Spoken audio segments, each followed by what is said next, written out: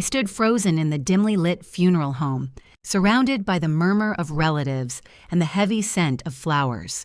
As the lawyer's voice droned on with my father's will, my heart pounded in my chest, each word slicing deeper. Everything went to my brother, Derek, the family home I'd poured my soul into maintaining, the savings Dad had scrimped for over years, and the hardware store that was our legacy. Not a dime or a mention for me, Laura. The daughter who'd quit her teaching job 5 years ago to nurse him through cancer's grip, holding his hand during endless chemo sessions and sleepless nights of pain, while Derek lounged in his distant city life, barely bothering with holiday visits.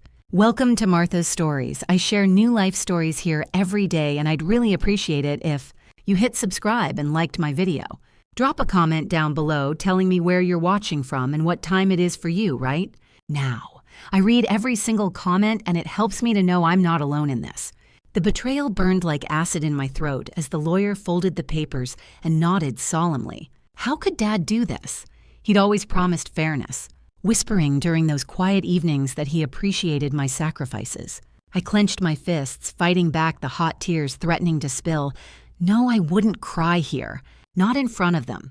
Derek sat across from me, his face a picture of fake grief, but I caught the quick, satisfied smirk he shared with Vanessa, his wife, who patted his arm possessively, her eyes darting away when they met mine.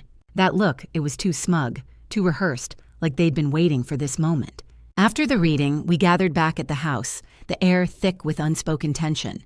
Derek cleared his throat over coffee in the living room, announcing with false sympathy, "We'll handle the estate responsibly, just like Dad wanted. Laura, you can stay a bit while we sort things." Vanessa chimed in, her voice dripping with condescension. "You've done enough caregiving. Time to move on and build your own life." Their words stung, amplifying the hurt of being erased from Dad's final wishes, leaving me feeling invisible and undervalued after all I'd given. But something felt off. The will's wording was too crisp, too unlike Dad's straightforward style. Alone upstairs in his study later that evening, while they laughed downstairs about future plans, I rifled through his desk drawers, my hands shaking with a mix of grief and rage. There, in a faded folder marked Estate, I found it, a draft will from 2 years ago, splitting everything equally between us, and a scribbled note in Dad's handwriting warning against Derek's shady influences. My breath caught.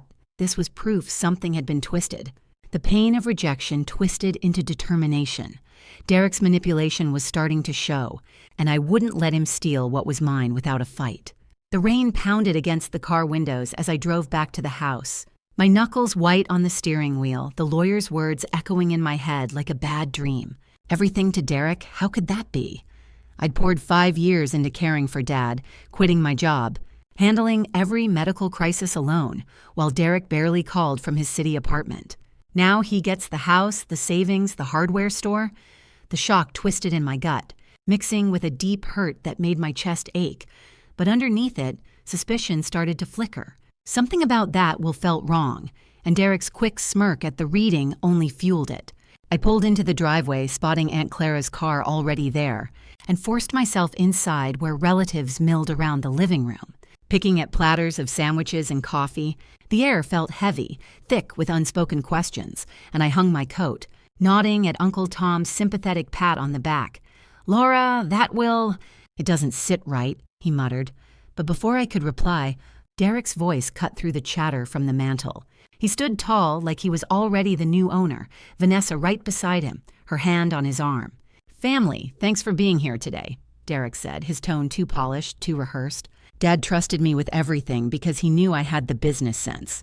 "We'll sell the house fast, the market's prime, and handle the rest responsibly. No splits, but Laura, we'll toss you something to get on your feet." His words landed like a slap, the opportunistic gleam in his eye making my stomach churn. Sell the house? The place I'd turned into a sanctuary for Dad's last days, where I'd sat up nights monitoring his breathing? Hurt surged through me, hot and sharp. But I swallowed it, watching Vanessa nod along, her smile tight. "Laura, you've done so much caregiving. It's time you focused on yourself," she added, her voice laced with fake concern. But I caught the condescension, like she was dismissing me as some failed spinster. "You've been stuck here forever. This is your chance to start fresh. We can even help you pack." Stuck here?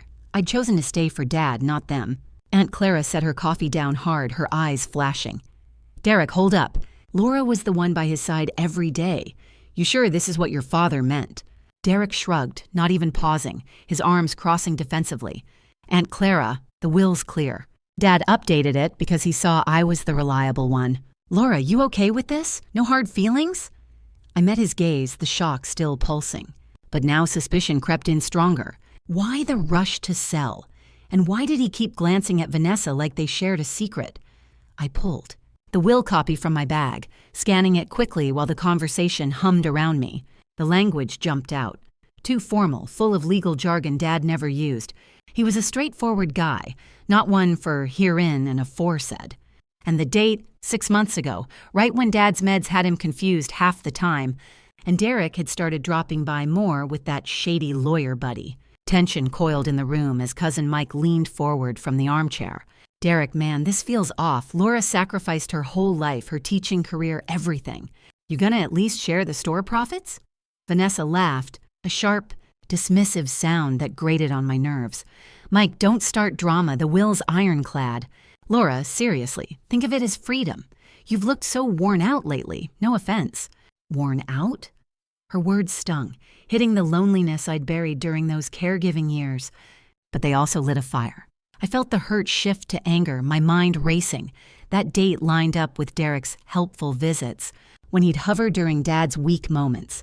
I wanted to confront him right there, demand answers about the changes, but I held back, biting my tongue. Not yet. I needed more than suspicion.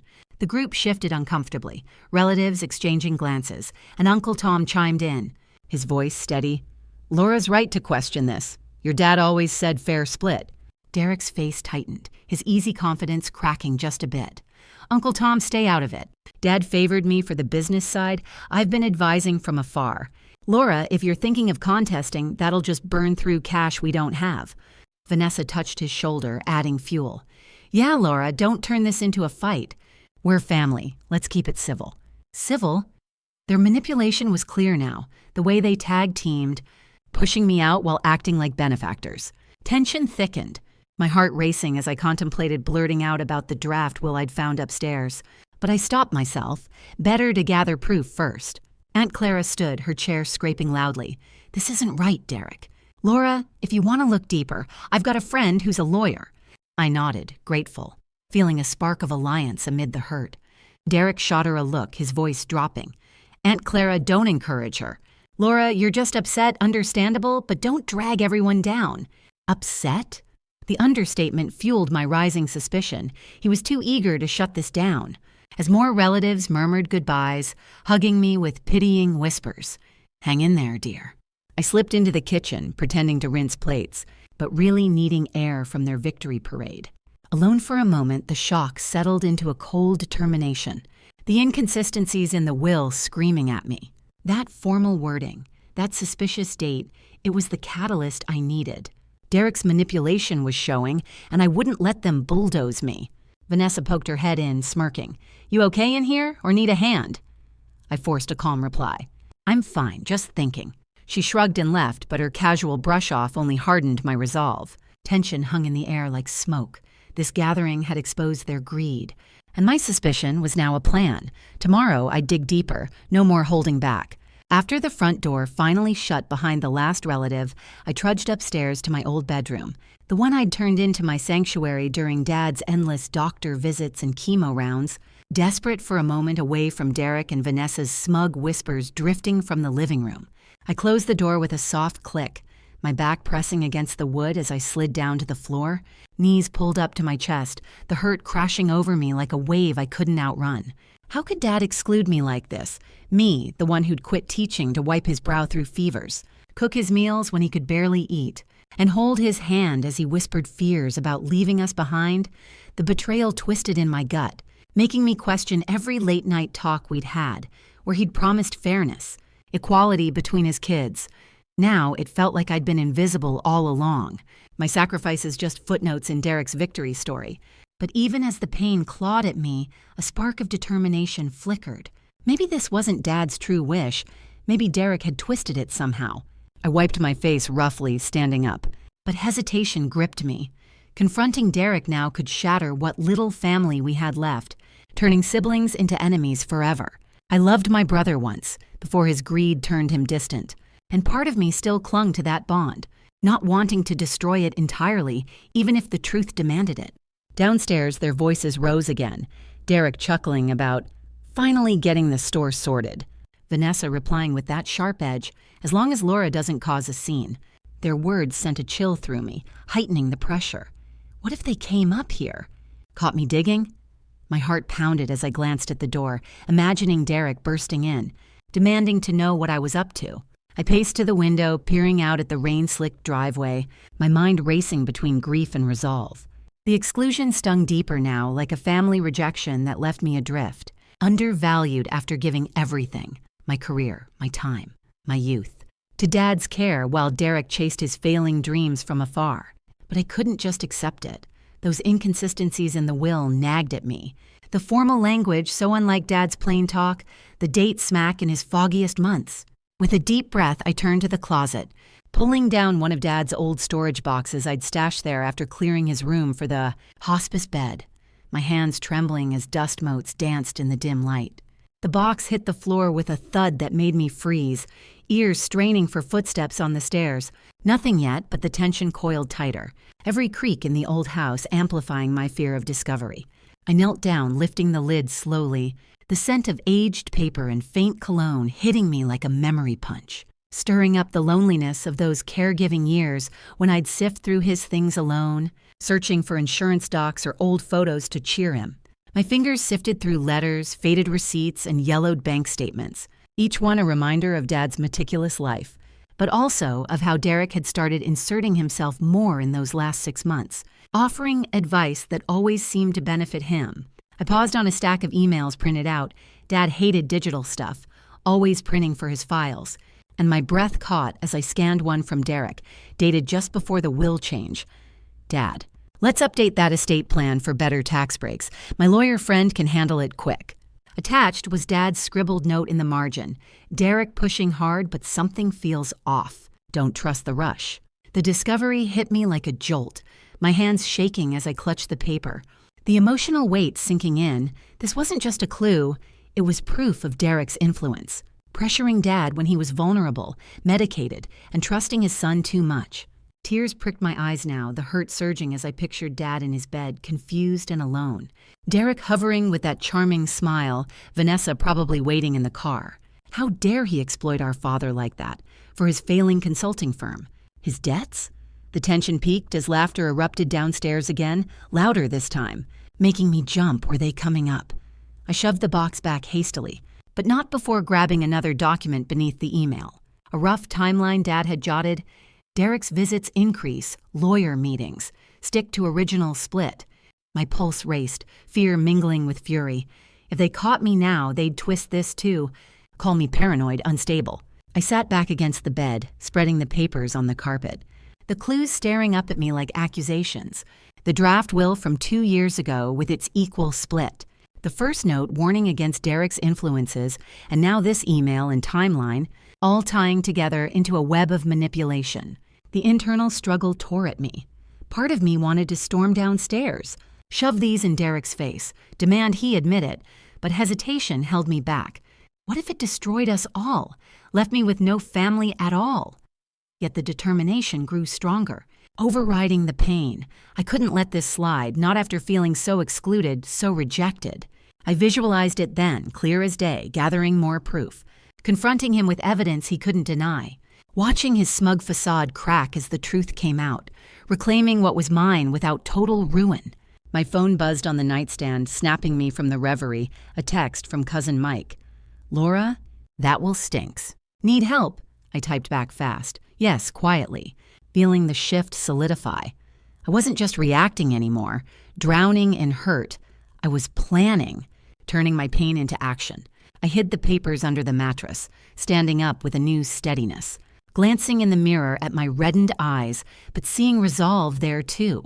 Derek thought he'd won, but these clues were my weapon. The next morning, sunlight filtered through the curtains in my room, but it did nothing to chase away the heavy fog in my head from a night of tossing and turning. replaying Dad's notes and that suspicious email over and over. I sat up in bed, the papers from last night still hidden under the mattress, my heart racing with a mix of fear and that growing fire to uncover the truth. Derek couldn't get away with this.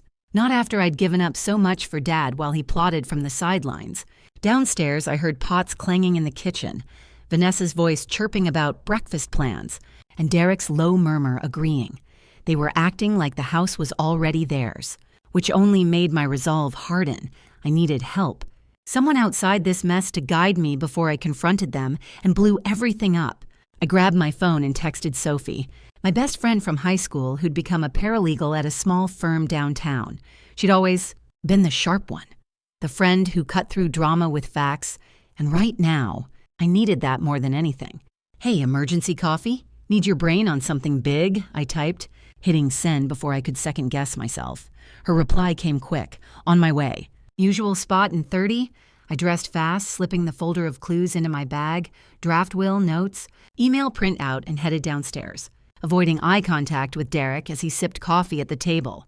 "Morning, Laura," he said, his tone casual but with that underlying edge, like he was testing me. "Sleep okay?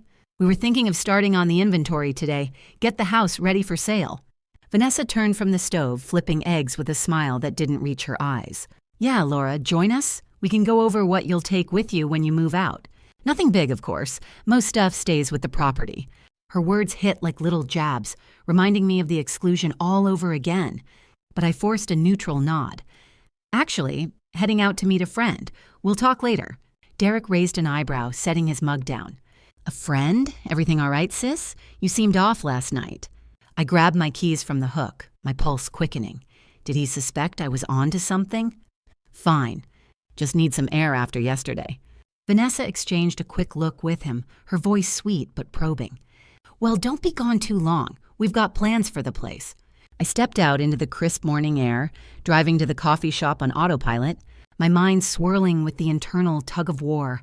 Part of me wanted to burst back in and accuse them, but the smarter part knew I needed solid proof, or they'd just gaslight me like always. At the cafe, Sophie was already at our corner table, 2 lattes steaming in front of her, her curly hair tied back and that no-nonsense expression ready. I slid into the booth, hugging her quick before diving in. "Soph, thanks for coming. This is huge. Dad's will left everything to Derek. House, savings, store. Nothing for me."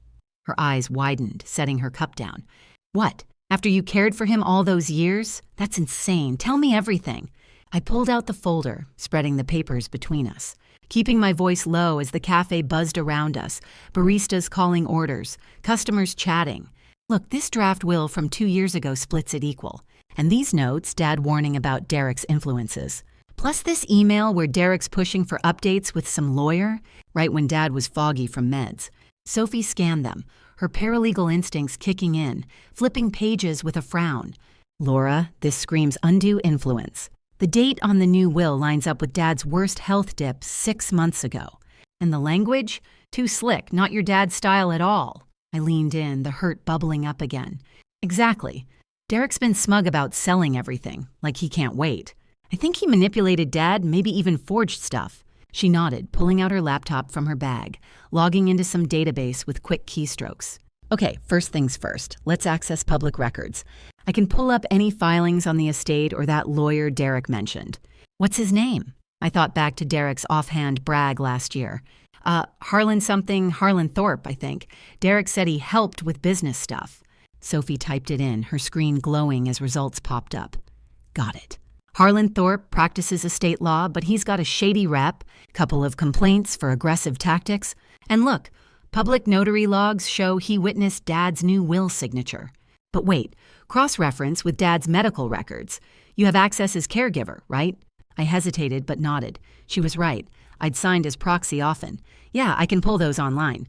We huddled over her laptop, me logging into the patient portal while she guided me. There, Dad's appointment notes from that period. Heavy sedation, confusion noted by the doc. If Thorpe met him then, it could be undue influence. My hands shook on the keys, uncovering more. A log of visits where Derek signed in with Thorpe during Dad's hospital stays. "Soph, this is it. Evidence Derek brought him in when Dad wasn't clear-headed. But we need more to prove forgery." She paused, thinking, then snapped her fingers. Remember that old security system your dad installed? The one with cameras for the front door and, study after that break-in scare years ago? You still have the app. I blinked. Pulling out my phone, yeah, Dad had set it up and I'd kept the login for maintenance. It's cloud-based, logs everything. Sophie grinned, but serious. Let's check the footage around the will date. If it shows Derek and Thorpe pressuring Dad. I opened the app, scrolling back 6 months, the tension building as clips loaded. There, a time-stamped video of Derek and a suit-wearing guy, Thorpe, entering the house while I was out at the pharmacy. In the study cam, fuzzy but clear enough. Dad in his chair, looking dazed, Derek leaning over, papers in hand, Thorpe nodding along. Play it, Sophie urged, and I did, volume low. The audio caught snippets. Derek saying, "Just sign here, Dad, it's for the best, tax savings, you know." Dad mumbling, "But Laura," and Derek cutting in, "She'll be fine, trust me." Thorpe adding, "All legal, sir." My stomach dropped, the betrayal hitting fresh. This was coercion, plain as day. But then another clip, them handling medical forms. Thorpe scribbling something that looked like Dad's signature while Dad dozed. "Soph, that's forgery on the health proxy forms too?" She zoomed in on a screenshot. "Looks like it. Mismatched loops in the signature. We can get an expert later, but this is gold for contesting." I sat back, the cafe noise fading as determination surged. I had leverage now. Real evidence tying Derek to the manipulation. What next? I can't let them sell the house. Sophie closed her laptop, her voice firm. We build the case quietly. I'll help pull more records, bank transfers maybe. But Laura, this could get ugly lawsuit territory. Ugly. After feeling so rejected, so financially gutted, I was ready. Good. They think I'm out, but I'm just starting. We finished our coffees, planning steps, her accessing more public filings, me reviewing the full security logs at home without tipping them off. Driving back, the clues burned in my mind. Derek's meetings, the forged cigs, the footage. I pulled into the driveway, spotting Derek's car still there, and steeled myself as I walked in. "Back already?" Vanessa called from the living room where they were sorting boxes. "Yeah, just grabbed coffee." Derek glanced up, eyes narrowing slightly. "With who? You seem focused." I shrugged, heading upstairs. "Old friend, no big deal." But inside it was, the investigation had begun, and their greed was about to backfire. A few days after Sophie and I uncovered that damning security footage, the house felt like a pressure cooker ready to explode. Every room echoing with Derek and Vanessa's footsteps as they measured walls and snapped photos. For listings, treating the place like their personal cash machine while I tiptoed around, clutching my secrets. I'd watched the clips again in the dead of night, Derek's voice pressuring Dad cutting through me like a knife, fueling this urge to confront him right there, but I held back, torn between reclaiming my share and the fear of obliterating our already fractured family. What if exposing him left me truly alone, with no sibling left? I headed downstairs that morning to find Vanessa in the kitchen, tossing Dad's old recipe books into a trash bag like they were junk, her movements sharp and possessive, while Derek paced with his phone, dictating notes to a realtor about quick flips and profit margins. "Laura, finally," Vanessa said, glancing up with that entitled smirk, wiping her hands on a towel as if she'd already claimed ownership. "We're clearing clutter today. Your dad's stuff is outdated, buyers want modern. Start with your room. We need it empty for showings." I froze by the counter, the betrayal surging fresh, making my chest tighten. They were erasing Dad's memory, my memory, like I was some temporary guest in the home I'd fought to keep running. Empty? The will isn't even probated fully. I'm not moving a thing until I sort this out. Derek pocketed his phone, turning with that aggressive stance, his voice laced with impatience. "Sort what out? This is my property now, Laura, Dad's decision. You've squatted here long enough on his dime. We're selling fast, my business is tanking, and this cash saves it. Pack or we'll hire movers to do it." Vanessa stepped closer, her tone passive-aggressive, eyes narrowing. "He's right. We've tolerated you lingering, but enough. You're not entitled just because you played nurse. Get your boxes today." Their words hit like punches, heightening the exclusion I'd felt since the funeral, pushing me to the edge where I almost blurted about the footage, watched their smug faces fall, but hesitation clawed at me. If I revealed now, without Sophie's full bank trails, it could backfire, turn me into the villain destroying the family Dad cherished. I grabbed a glass of water to steady myself. Tolerated? I handled every crisis here. Chemo runs, bills piling up, while you chase deals from your condo. This rush feels wrong, Derek. Like you're hiding something about that will. Derek's face reddened, stepping forward assertively. Hiding? You're delusional, sis. Dad chose me because I'm stable and you threw away your career. Drop the paranoia. It's embarrassing. Vanessa, get the realtor on the line. We're accelerating. Vanessa dialed, shooting me a look of pure entitlement. Paranoia, yes. Move on, Laura. Or stay and watch us take over. I turned away, heading upstairs with my heart pounding, their aggression leaving me shaken but sharpening my resolve. They were greedy. Derek desperate for funds to bail his failing firm. Vanessa loyal to his schemes. And I couldn't let them bulldoze me without a fight, yet the internal tug-of-war raged. Confront and risk total rupture, or wait and endure more humiliation? That evening at Aunt Clara's dinner, the table groaned under lasagna and bread, candles casting flickering shadows that mirrored the unease in the air. Uncle Tom and Cousin Mike offering tight smiles as I sat down, my mind a whirlwind of probes I planned to drop subtly, testing their reactions without spilling everything. Derek and Vanessa arrived with forced cheer, Derek uncorking wine, Vanessa complimenting the meal, but their politeness cracked at the edges, eyes darting to me like I was a threat they needed to neutralize. Aunt Clara bustled around, hugging us all, her voice warm but strained. Sit, everyone. This is for your dad unity, remember? No arguments tonight. We passed plates, the clinking utensils filling the awkward silence, and Derek broke it first, his tone overly casual. Aunt Clara, thanks for this. House prep's going well, realtor's excited. Should close quick. Vanessa nodded, sipping wine with a tight smile. Yes, and Laura, we've got leads on rentals for you. Affordable ones, nothing fancy but a start. I forked into my food, the discomfort thickening like fog, their normal act feeling like a thin mask over their irritation. I sensed my chance to probe, heart racing, push gently, see if they slip but hold back the footage, or risk escalating too soon and losing Aunt Clara's mediation. Aunt Clara set her fork down, her concern etching lines on her face. Rentals already? Derek, slow down. Laura's part of that house. Your dad always talked fairness to me in private, said he'd never leave one child out. What's the hurry? Derek's grip tightened on his glass, irritation flashing. Hurry? Business, Aunt Clara. Dad trusted me, updated the will for that. Laura knows it. I leaned in subtly, voice steady despite the storm inside. Actually, I've found some old papers. A draft will from 2 years ago, equal shares. Odd how it switched when Dad was medicated heavy.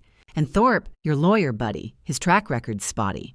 The room went dead silent, utensils hovering, tension snapping like a wire.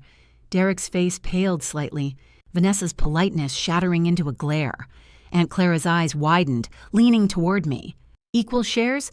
He mentioned something similar to me once, over coffee. Said Derek's influences worried him. Derek, explain this properly. Family's cracking. We need truth. Derek slammed his napkin down, defensive edge sharpening. Explain. That's ancient, Laura. Dad changed his mind. You're twisting things out of jealousy. Thorpe's solid, helped with legit updates. Aunt Clara, stay out. This is between us. Vanessa cut in, voice rising with forced calm cracking. Jealousy, absolutely. Laura, stop undermining. You've no proof, just bitterness from playing martyr. We changed the locks today, by the way. Security upgrade. Your key's void. Grab what you need and go. The lock reveal exploded in my chest like a bomb, betrayal flooding me hot and raw, pushing me to the breaking point where hurt twisted into unyielding determination. I almost pulled my phone, played the footage right there. But Aunt Clara's pleading eyes stopped me, her hand on my arm. Locks? Derek, that's cruel. Laura's family, your dad wouldn't want this division. Uncle Tom shifted uncomfortably. Yeah, ease up. Laura deserves answers. Cousin Mike nodded. Answers, yes, this smells wrong. Derek stood abruptly, chair scraping loud. Wrong! She's the one accusing. Vanessa, we're leaving. Laura, essentials only tomorrow or we toss it. Vanessa rose with him, mask fully off, irritation boiling over. Toss it, yes. You've caused enough drama. I stood too, voice trembling but firm, the pivotal betrayal crystallizing my path. No more hesitation. This was war. Drama? This betrayal's your doing. You'll regret locking me out. Aunt Clara tried to mediate, her voice breaking. Sit down, all of you. We're family. Talk it out. But the damage was done. dinner crumbling into strained goodbyes, and I drove to a motel. The lockout searing into me like fuel. Sophie and I would dismantle their scheme now. Greed be damned. The motel room smelled like stale coffee and cheap air freshener, the kind that tried too hard to mask the grime. And I paced the worn carpet that night after the dinner blow-up, my phone clutched tight as I replayed the lock change in my head, Derek's smug shrug, Vanessa's sharp glare, Aunt Clara's shocked gasp. It was the final betrayal, locking me out of the home I'd poured my life into, and it snapped something inside me. No more hesitation, no more fearing family fallout. I had to dive deeper, nail down irrefutable proof before they sold everything and vanished with the cash. I texted Sophie right then, my fingers flying. Locks changed, staying at motel. Need to push harder on evidence now. Her reply came quick, buzzing the phone in my hand. Oh, Laura, that's awful. Meet tomorrow morning? My office? Bring your laptop. We'll access those bank records and more footage. I sank onto the lumpy bed, staring at the peeling wallpaper. The pain of rejection hitting like waves. Derek wasn't just distant anymore, he was a thief, stealing Dad's legacy to prop up his crumbling consulting firm, and realizing that pure greed drove him made my stomach twist. But I couldn't wallow. Tomorrow we'd uncover more, turn their aggression back on them. Sleep came fitful, dreams of Dad's foggy eyes signing papers under Derek's pressure, and I woke early grabbing drive-through coffee before heading to Sophie's firm downtown. The building a sleek glass tower that felt worlds away from the family chaos. Sophie waved me into her cubicle, closing the door behind us, her desk cluttered with files and a double monitor setup. Laura, you look exhausted. Sit, tell me everything about last night. I dropped into the chair, pulling out my laptop and connecting to her Wi-Fi. Dinner was a disaster. I hinted at the draft will and Thorpe. They got defensive, accused me of jealousy. Then Vanessa drops they changed the locks. I'm locked out, Soph. Aunt Clara tried mediating. Even mentioned Dad confided worries about Derek's influences to her once, but they stormed off. It's greed. Derek needs money for his failing business. She nodded, her expression serious as she booted up her system. Greed fits. Okay, let's deep dive. You still control the home security cloud account, right? Dad set it up in your name for caregiving access. Yeah, I said, logging into the app on my laptop.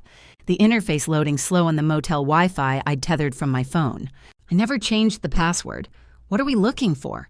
Sophie leaned over, pointing at the timeline scrubber. Expand on that coercion clip. Search around the will date 6 months back. Filter for study camera, that's where Dad signed stuff.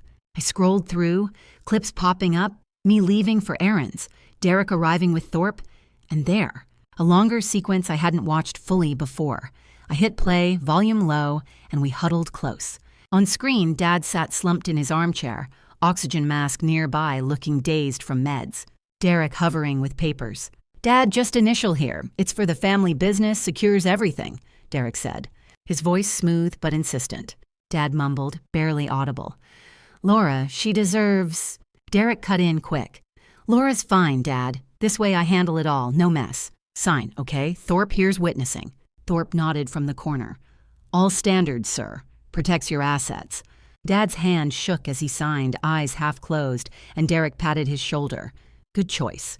Rest now. I paused the video, my breath catching, the pain of seeing Dad so vulnerable ripping through me like fresh grief.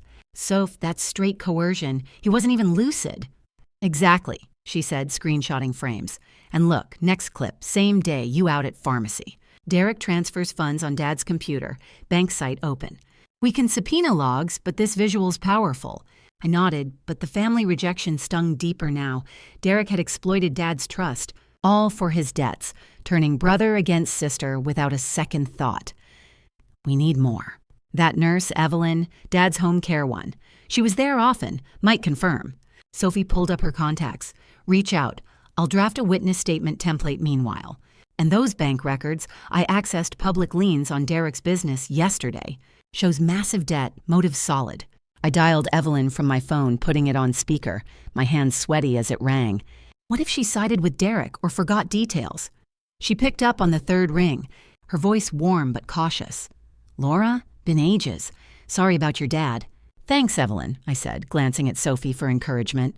Listen, I'm looking into Dad's will. Something's off. You were there those last months. Remember Derek visiting more? With a lawyer? A pause on the line, then she sighed. Yeah, I do.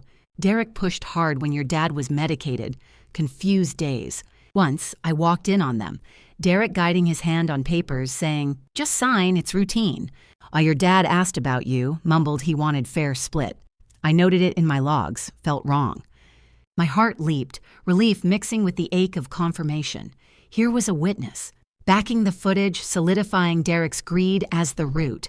Evelyn, that's huge. Would you testify or sign a statement? Another pause. For you, Laura, you were the real caregiver. Yeah, send it over. Derek rubbed me wrong.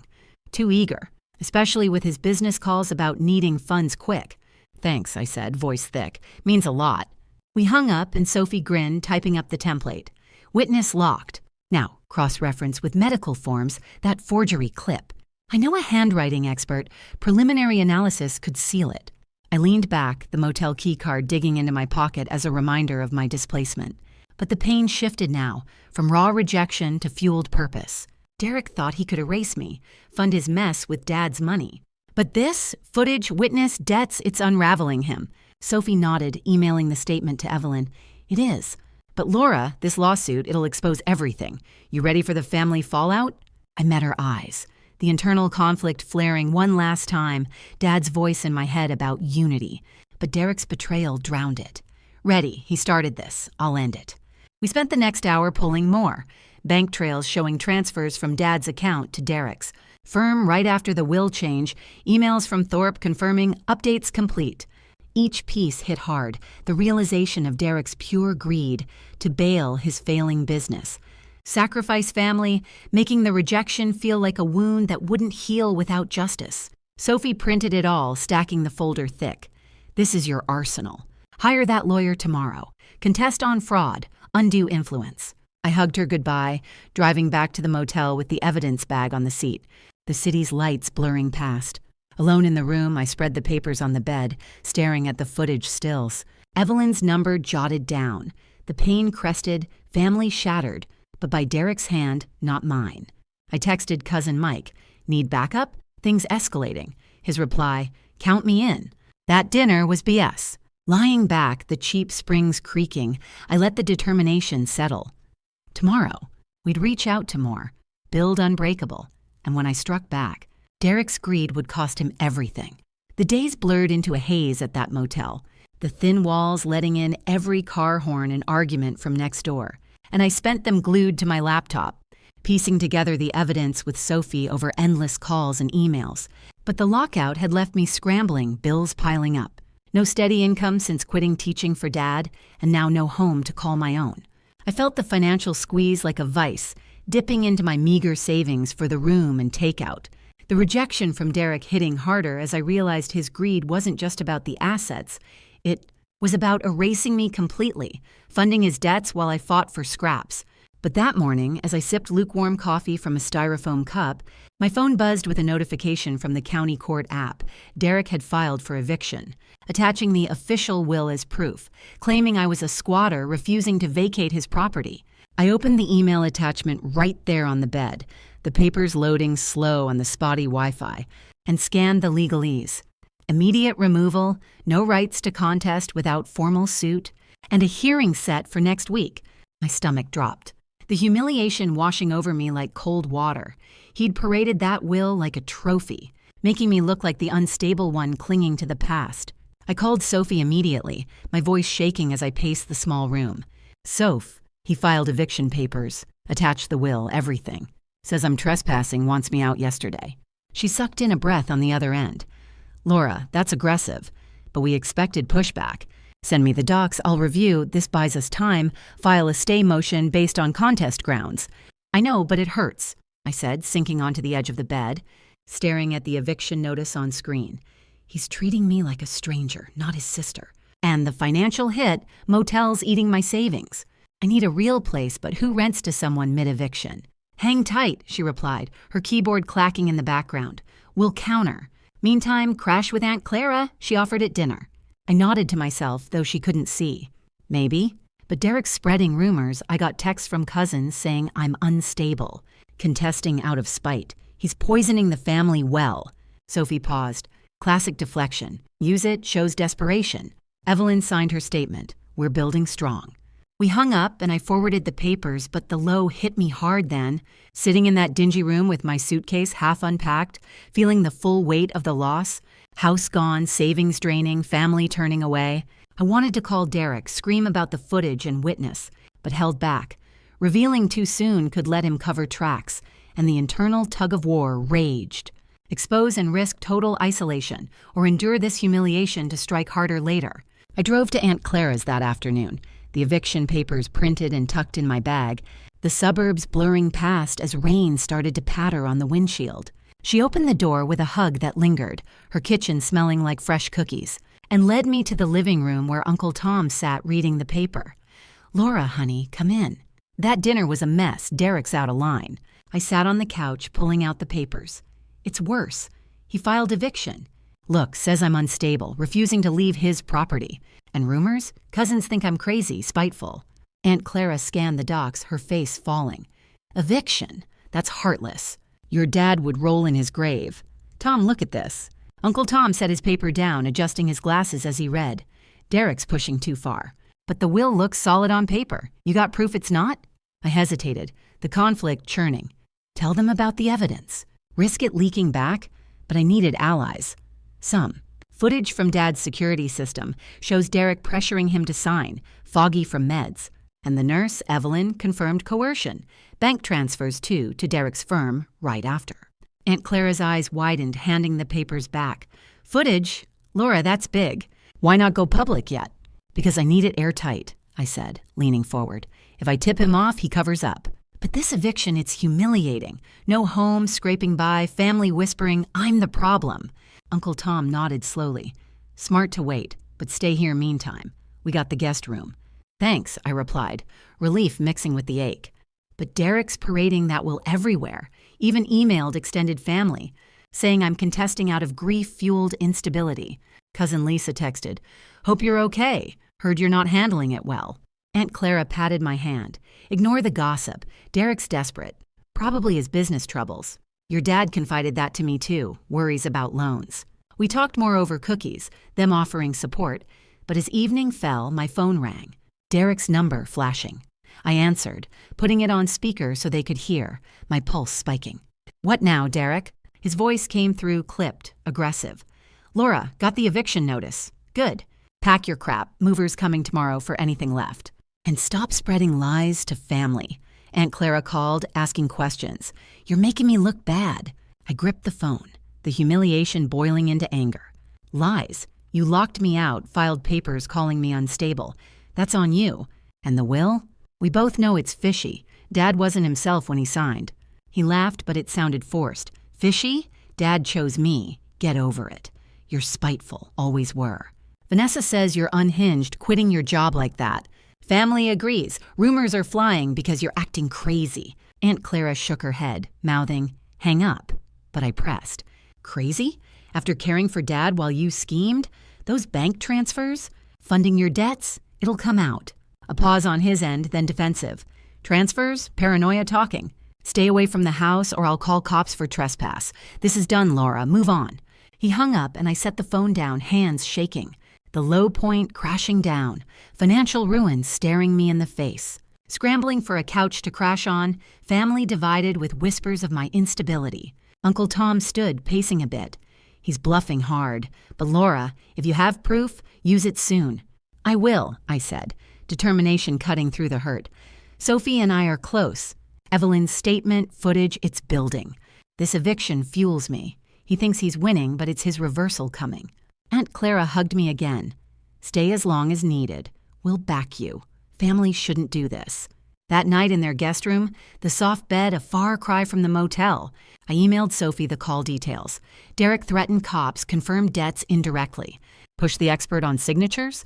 Her reply pinged back.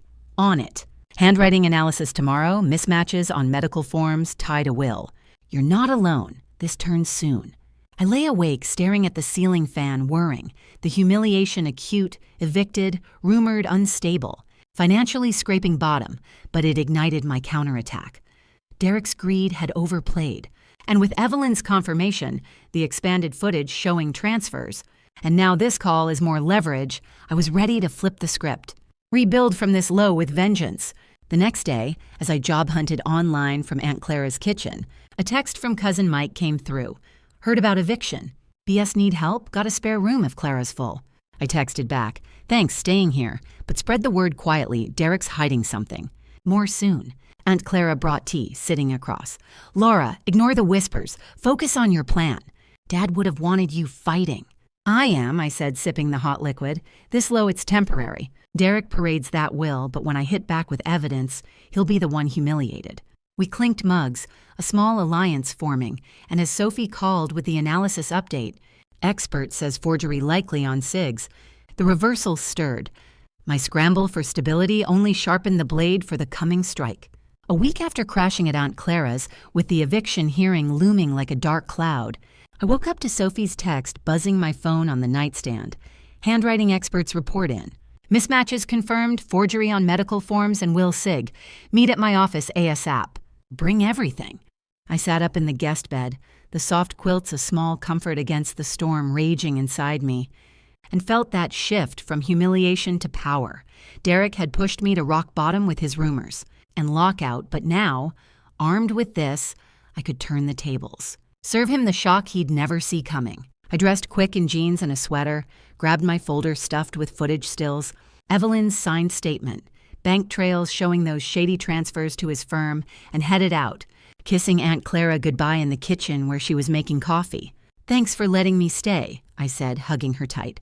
This expert report, it's the key. Forgery proven. She squeezed back, her eyes worried but proud. Go get him, Laura. Derek's greed can't win. Call if you need us. Uncle Tom's ready to testify about Dad's talks, too. I nodded, the support warming me against the chill outside, and drove to Sophie's firm. The city traffic crawling but my mind racing ahead, visualizing serving Derek papers. Watching his entitled facade crack when the truth hit. At her cubicle, Sophie had the report spread out, a thick packet with graphs comparing signatures. Her face lit with that fighter's grin. Laura, this is it, she said, sliding it over as I sat. Expert says the loops and pressure points don't match Dad's natural hand, especially on medicated days. Ties directly to the will, same discrepancies. With Evelyn's testimony of coercion and the footage, it's fraud slam dunk. I flipped through, the charts blurring a bit with the rush of vindication. But the pain lingered too. Dad's vulnerability exploited for Derek's debts, turning family into enemies. Amazing. And the bank stuff. Those transfers post-will change, straight to his failing business. Sophie pulled up her screen, charts glowing. Yep, subpoena ready. Motive clear. His firm's liens show massive debt. He needed Dad's assets quick. Add medical logs proving confusion, undue influence locked. We huddled over the docs, my hands steady now as I added notes. The case building like a fortress around me. What next? Lawyer time? She nodded, dialing on her desk phone. I got a friend, Rachel, estate specialist. She's free now. Let's conference. Rachel picked up on speaker, her voice crisp and confident. Sophie, got your email. Laura, this evidence sings, footage, witness, expert analysis, transfers. We file contest today. Fraud, undue influence. Seek invalidation, restore original draft wills equal split. My heart pounded, the counterstrike forming real. How fast? Eviction hearings next week, he's rushing sale. Rachel paused, papers rustling. We request emergency stay, halt eviction, freeze assets. Judge sees this, it'll swing. But Laura, serve Derek personally for impact, turn those tables. I leaned back, picturing his face when I handed over the lawsuit papers. The humiliation he'd inflicted flipping back on him. Personal service? I'm in. Where do I sign? We spent the hour hashing details. Rachel emailing forms for e-signature, Sophie printing the packet thick with attachments, footage transcripts, Evelyn's AFA, expert report, bank statements. File by noon, Rachel said. I'll handle court submission. Laura, you serve soon as possible, shocks the family, shows you're serious. Got it, I replied, voice firm despite the flutter inside. This was it, striking back. But the family cost nagged. What if Aunt Clara got caught in crossfire? Still, Derek's betrayal left no choice. We wrapped the call and Sophie hugged me at the door. You're strong, Laura. This rebuilds everything, house, savings, justice for Dad. Thanks, I said, clutching the sealed envelope of papers. Couldn't without you. Text when filed. She nodded and I drove straight to the family home. Derek's now, per his delusions, the rain picking up as I pulled up, spotting his car in the drive. Vanessa's too. My pulse raced as I knocked. The door I'd entered freely for years, now a barrier. And Vanessa opened it, her face twisting in surprise. "Laura, what are you doing here? We said stay away, cops if needed." I held up the envelope, keeping my tone even. "Not here to fight. This is for Derek official papers." She snatched for it, but I pulled back. "Personal service, him only." Derek appeared behind her, arms crossed, that aggressive stance back. "Papers? What crap now, Laura? Your spite suit?" I met his eyes, the hurt flashing but resolve stronger. "Contest the will, fraud, undue influence. Read it yourself." He grabbed the envelope, ripping it open right there on the porch. Vanessa peering over his shoulder as rain dotted the pages. "Footage? Witness?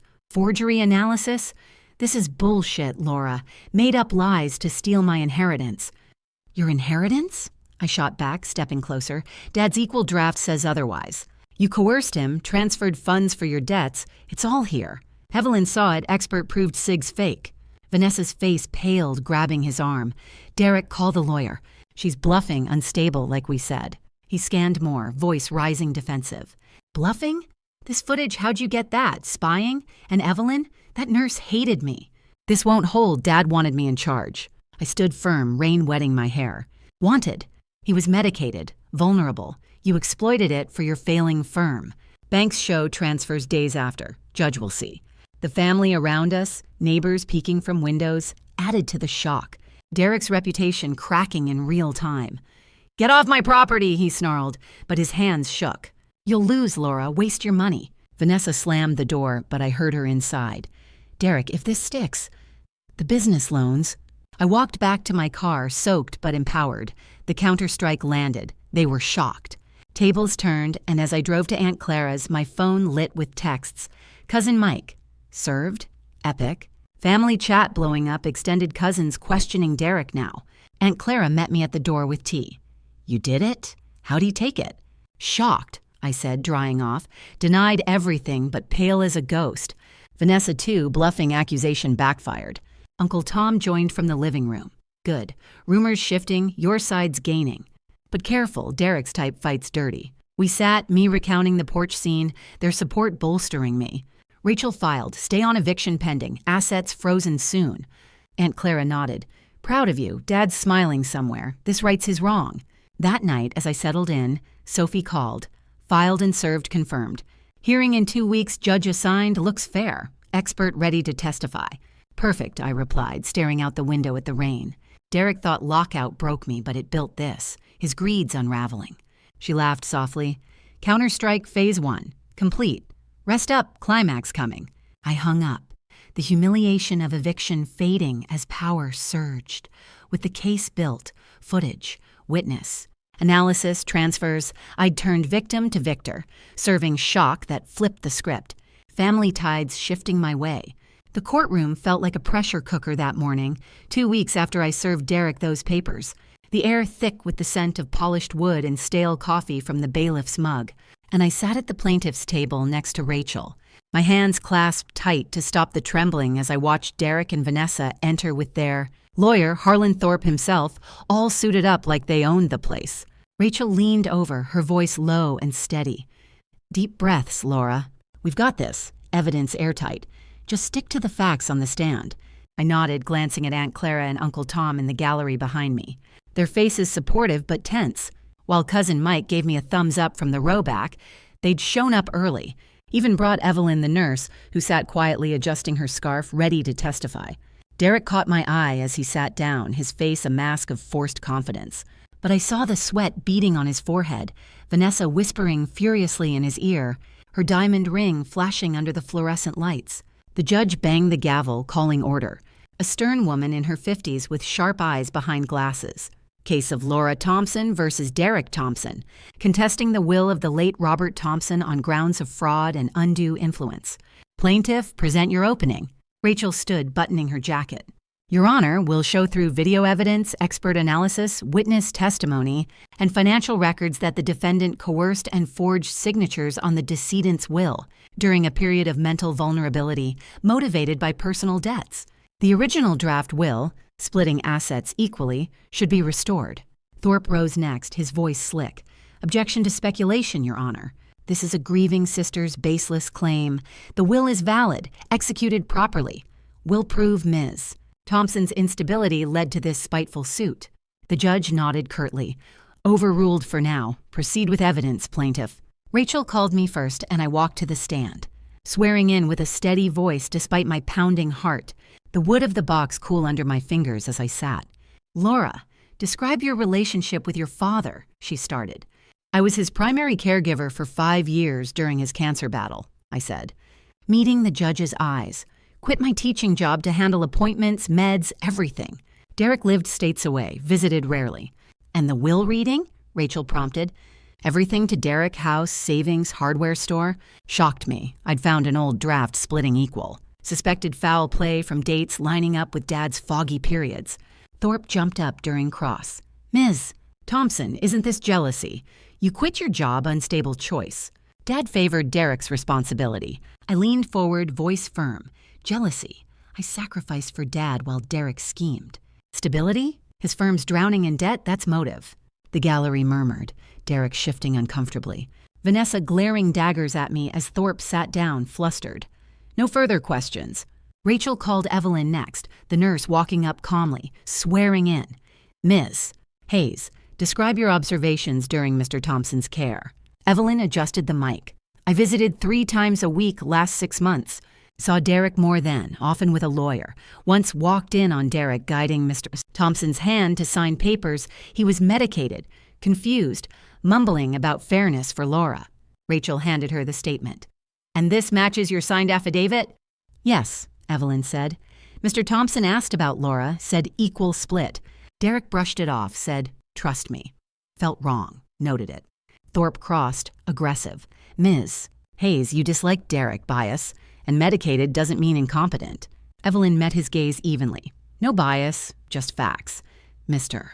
Thompson couldn't recall breakfast on those days. Incompetent enough for me. The judge nodded as Evelyn stepped down, and Rachel played the footage next. The courtroom screen flickering to life with the security clip from Dad's study. Audio crackling as Derek leaned over Dad. Sign here, Dad, for the business. Laura's fine. Dad's weak voice. But Laura deserves... Derek. She'll be okay, trust me. Then the transfer scene. Derek at Dad's computer, moving funds while Dad dozed. The gallery gasped, Aunt Clara covering her mouth, Uncle Tom shaking his head. Your Honor, this shows coercion, Rachel said. An expert analysis confirms forged signatures on medical forms and will mismatches in pressure. Loops. She passed the report, the judge scanning it closely. Noted. Defense? Thorpe stood, sweating now. Edited footage, Your Honor, unreliable. An expert? Biased higher. Rachel countered quick. Chain of custody intact, cloud logs verify, expert independent. Derek fidgeted as the judge turned to him. Mr. Thompson, take the stand. He swore in, sitting stiffly. Derek, explain the footage. Thorpe started softly. Derek cleared his throat. Dad wanted changes, tax reasons. He was lucid, asked me to handle. Transfers? Loans he approved? Rachel crossed, voice sharp. Loans? No records. And debts? Your firm's liens total over $200,000. Motive to forge? Derek's face reddened. No, Dad trusted me. And the nurse's testimony, guiding his hand. He shifted, eyes darting to Vanessa, who shook her head subtly. She misremembered. I was helping, he was tired. Rachel pressed. Tired or drugged? Medical logs show heavy sedation. Admit it, you coerced for debts. Derek slammed his hand down. Fine, business was failing, debts piling. Dad was dying, I needed funds quick. But he agreed. Vanessa said it'd be okay. Vanessa stood in the gallery. Derek, stop, it's her fault, stirring trouble. The judge banged the gavel. Order, Mrs. Thompson, sit, Mr. Thompson, you admit desperation influenced changes. Derek broke, head down. Yes, but not forgery. Thorpe handled that. Thorpe jumped up. Objection, client misstatement.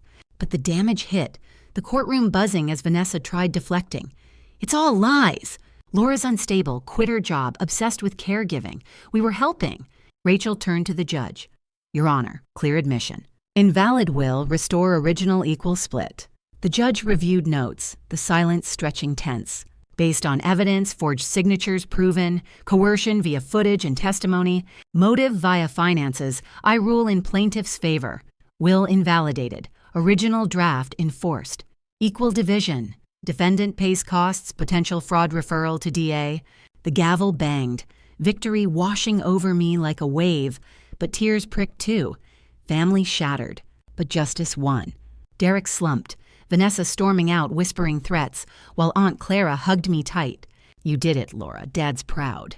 I nodded, shaking, the climax crashing down. Evidence unfolded, Derek broken. Blame deflected in vain, ruling mine. Equal split restored, my share reclaimed.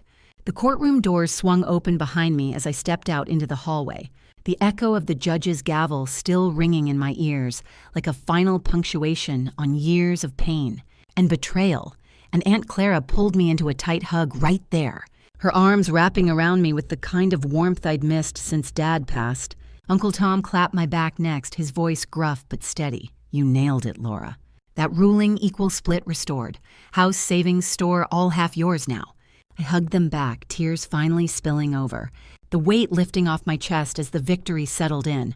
After all the humiliation, the motel nights, the whispers calling me unstable, I'd reclaimed what was mine, turned Derek's greed back on him like a boomerang. Cousin Mike joined the huddle, grinning wide. Saw Derek's face when the judge mentioned DA referral. Priceless. Vanessa bolted like she saw a ghost. Rachel approached then, briefcase in hand, her smile professional but genuine. Laura, congrats. We'll handle asset division, freeze lifts in days, but your share's secure. Any questions? I wiped my eyes, nodding. Just one. What about fraud charges? Derek admitted desperation, Thorpe mishandled. She glanced at her notes. DA's reviewing possible forgery counts. Thorpe's license at risk, too. You focus on rebuilding, I'll update you. We shook hands, and as she walked off, Aunt Clara linked her arm in mine. Come on, let's celebrate. Lunch at that diner, Dad loved my treat. I agreed, the group heading out to the parking lot, the sun breaking through clouds like a sign. But my phone buzzed in my pocket. Derek's number. I showed Aunt Clara the screen. Speak of the devil. Answer? She shrugged. Your call, honey. But you're in control now. I hit accept, putting it on speaker as we reached the cars. Derek, what do you want? His voice came through, strained and low, like he'd been pacing. Laura, that ruling. We need to talk, privately, no lawyers. I stopped by my car, the others gathering close. Talk? After locking me out, spreading rumors I was crazy? You admitted in court. Coerce Dad for your debts. A pause on his end, then a sigh. I was desperate, okay? Business collapsing, loans due. Vanessa pushed too, said update the will quiet. But Dad, he kinda agreed. Vanessa's voice cut in from the background. Don't drag me! Laura started this, obsessed, quitting her job like a fool. We could have shared if she wasn't spiteful. I gripped the phone tighter, outrage flaring. Shared?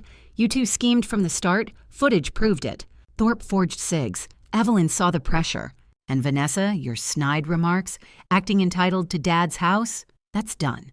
Derek jumped back in. Fine, I messed up, but charges? DA referral, that ruins me. Business ties cut, reputation shot. Plead with the judge, family, right? Aunt Clara shook her head, mouthing no. And I felt the final resolve click. Family? You destroyed that, Derek. Locked me out, called me unstable. Face the consequences, legal fees, potential jail. I'm done protecting you. Vanessa snarled over the line. You'll regret this, Laura. We have friends, media, lawyers. Twist it back on you, ungrateful daughter suing grieving brother. Uncle Tom leaned in then, his voice booming. Vanessa, enough. We heard the evidence, coercion, forgery. Laura's right, you two pay up. Derek's tone shifted desperate. Uncle Tom? You're there? Come on, family sticks together. Drop the charges, I'll pay her share quiet. I cut him off. No deals. Ruling stands, equal split. And DA, that's their call. Goodbye, Derek. I hung up, exhaling long. The villain's pleas falling flat as their world crumbled. Derek facing fees and charges. Business crumbling further without Dad's funds. Reputation in tatters as word spread through family chats. Vanessa's deflection couldn't save them now, her snide control slipping away. Aunt Clara squeezed my shoulder. You okay? That was tough. I nodded, pocketing the phone. Yeah, hurt but necessary. Let's eat. I'm starving. We piled into cars, heading to the diner, the familiar booth waiting with menus sticky from syrup. And as we ordered burgers and fries, Cousin Mike raised his soda. to Laura standing up getting justice. We clinked glasses, laughter bubbling up for the first time in months, and Aunt Clara added, "And to Robert, he'd be proud. You fought for fairness, like he taught."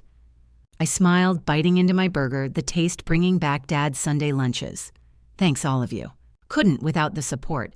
Evelyn, too. Her testimony sealed it." Uncle Tom nodded. "She did good. And now, back to the house?" "Soon," I said. "Once division's done, but first rebuild my life. Maybe teach again, part-time. Financial security helps." As lunch wrapped, my phone dinged again. "Sophie, congrats. Ruling official. Asset splitting starts tomorrow. Drink soon?" I texted back. "Absolutely. Thanks for everything."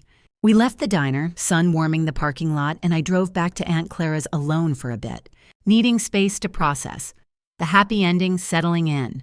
My share, including the house, meaning I could return, evict them if needed, rebuild with security and self-worth intact. That evening at Aunt Clara's, we sat on the porch with tea, watching the sunset, and she turned to me. "Laura, what now? Help others?" I sipped, nodding. "Yeah, maybe share my story, online groups, warn about will fraud, or volunteer at Cancer Support, honor Dad." Uncle Tom joined, pipe in hand. "Smart. And Derek? Think he'll reach out again?" "Probably," I said, "but boundaries now. He faces fees, charges, loses business ties, reputation." Vanessa, too, her deflection backfired in court, deserved after the betrayal. Aunt Clara patted my knee. "You did right. Family heals, but justice first." Cousin Mike texted then, "Family chat exploding, cousins siding with you, Derek silent, proud cuz." I showed them, smiling. "See? Tides turned." As night fell, I headed to the guest room, but my phone rang one last time, unknown number. But I answered. "Hello?" A reporter's voice. "Ms. Thompson? Heard about the ruling? Will contest? Fraud. Story for local news? Warn others." I paused, then agreed. "Yes, share it. Help folks spot undue influence." We set an interview, and I hung up, lying back with a deep breath, life rebuilding with purpose. Vowing to aid similar fights, the pain transformed to strength. Have you ever felt that the person who hurt you the most is the one you trusted the most? If you've ever experienced being doubted, blamed, or hurt without being able to speak out, leave a "I" comment or briefly tell your story. No one is judging you here. We're just reminding each other of one thing. The truth may come late, but it always finds a way to be revealed. And if you want more stories like this about justice turning around, remember to subscribe to the channel so you don't miss the next episode. On screen right now, you'll see 2 new stories I think you'll really enjoy. There are many more waiting for you on the channel. So don't forget to subscribe and hit the bell so you never miss one. See you in the next story. Until then, take care of yourself and the people you love. With all my love and respect.